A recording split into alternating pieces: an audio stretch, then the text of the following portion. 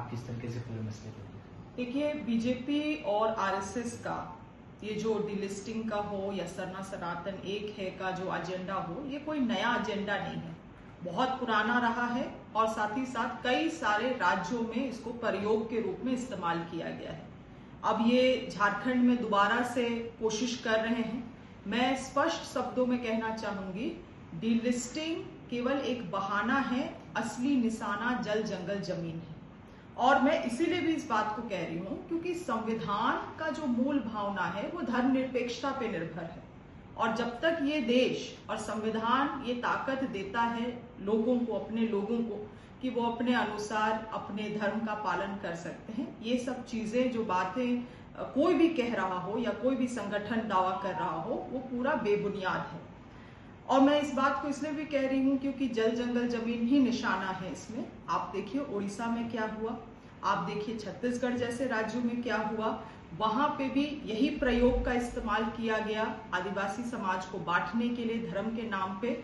और ये बंटने के बाद जब बीजेपी सरकार उन राज्यों में काबिज हुई, तो आज के दिन आप चाहे उड़ीसा चले जाइए, उड़ीसा में आपका नियामगिरी, जिस तरह से वहां पे वेदांता माइनिंग कंपनी को बड़े से बड़ा जंगल, आदिवासियों का जंगल दे दिया गया, और वहां पे जबरन अब माइनिंग शुरू हो रहा है गलत तरीके से ग्राम सभा करा के। इसके बारे में कोई बात नहीं हो रहा है, बीजेपी के लोग इसमें कुछ बोल नहीं रहे हैं। वहां पे सोशल एक्टिविस्ट लोगों को जाना प्रतिबंधित कर दिया गया है। रात में 3 बजे वहां के आदिवासियों को, अगर वो विरोध कर रहे हैं तो रात में 2 बजे 3 बजे आदिवासियों को वहां से उठा के जेल में डाल दिया जा रहा है। इसके बारे में कोई चर्चा नहीं है। क्या उनको धर्म को पूछ के उनको इस तरह से किया जा रहा है? उसी तरह से हसदेव जंगल में आप देख लीजिए, हसदेव जंगल में वहां पे माइनिंग के लिए अदानी को पूरा हसदेव जंगल आदिवासियों का दे दिया गया, वही जंगल जिसको आज वो प्रकृति के नाम पे पूजते हैं, और इस तरह से उनके साथ किया गया है। इसके बारे में कोई चर्चा न्यूज मीडिया में नहीं हो रहा है। तो ये प्रयोग, क्योंकि अब पूरे पूर्वी भारत में मुझे लगता है मात्र झारखंड ही एक ऐसा राज्य है जिसमें एक धर्मनिरपेक्ष सरकार है, जेएमएम और कांग्रेस की जो गठबंधन की सरकार है। और अब इस सरकार को भी कैसे कमजोर करके, यहाँ के लोगों को कैसे बांट करके दोबारा से कॉरपोरेट्स के लिए, अदानी अंबानी जैसे कॉरपोरेट्स घरानों के लिए, वेदांता माइनिंग कंपनी जैसे कॉरपोरेट घराने के लिए कैसे रास्ता बनाया जाए, उसकी तैयारी ये की जा रही है। ये तो बात होगी डिलिस्टिंग की। क्या सरना और सनातन एक हो सकते हैं, इस पर भी विवाद है। क्या ऐसा होगा? क्योंकि यहाँ भी आईएएस अधिकारी हैं, वो कह रहे हैं सरना ही सनातन है।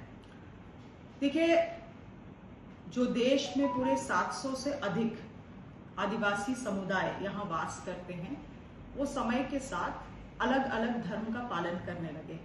आज भी कई सारे वैसे जनसंख्या है आदिवासी समाज में जो प्रकृति को ही अपना धर्म का रूप में मानते हैं, और लगातार उसके लिए एक विशेष कोड का भी अनुरोध कर रहे हैं केंद्र सरकार से।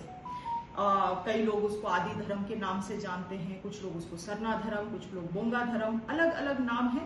आप अगर पूर्वांचल के क्षेत्रों में चले जाइएगा तो वहां पर और भी अन्य नाम से जाना जाता है। मगर इस मांग को दबाने के लिए, क्योंकि जब ये मांग पूरा हो जाएगा तो आदिवासी समाज को उनका एक नया पहचान मिलेगा, उनको उनके सामूहिकता को और मजबूती मिलेगी। ये तमाम चीजें वो चाहते नहीं हैं, क्योंकि जो कॉर्पोरेट रास्ता बनाने के लिए तैयारी हो रही है उसमें आदिवासी धर्म कोड सबसे बड़ा रोड़ा बनेगा।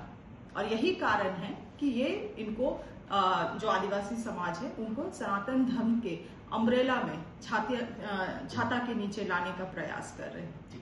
गर्मी बहुत ज्यादा है।